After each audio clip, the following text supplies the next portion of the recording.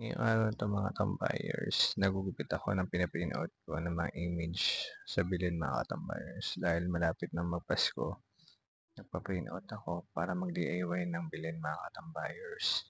Kung wala ka ring budget na pambili ng dekorasyon mga katambayers, pwede ka ring mag-DIY na katulad ng ginagawa ko mga katambayers. Bali yan mga katambayers, pina-print ko lang yan.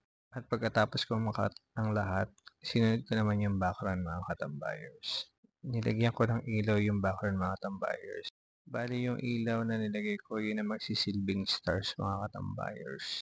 Pinagprosigihan ko ilagay yung ilaw na yung mga tambayers para magkaroon ng ilaw yung background mga tambayers. Para magkaroon ng effect na parang may star talaga yung nasa likod yung mga tambayers. Fast forward na tayo mga tambayers at ito na mga tambayers yung ginawa kong background mga tambayers. Makikita nyo nagliliwanag na. Next naman na gagawin ko mga tambayers, ididikit ko naman yung out ko na image yan sa photo paper. Bali yung photo paper ang magsisilbing pangpatigas siya mga tambayers. Lahat ng image na out ko mga tambayers ay ididikit ko sa photo paper. At pagkatapos ko mga tambayers na may dikit, ika-cut out ko uli siya.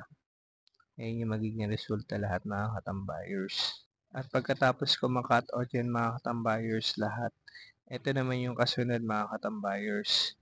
Lalagyan ko naman siya ng stand. Bali nagputo lang ako ng wire mga katambayers tapos binilog-bilog ko tapos yan ginawa kong ganyan mga katambayers tapos nilagyan ko ng tape bawat isa mga katambayers para ma-secured lahat. Ganyan ang kalalabasan mga katambayers. Hindi mo na kailangan gumastos pa ng malaking halaga mga tambayers para magkaroon ka ng dekorasyong pang Pasko.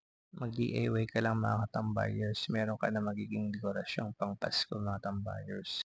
At eto na yung ginawa kong DIY image bilin mga tambayers. Napakaganda mga tambayers.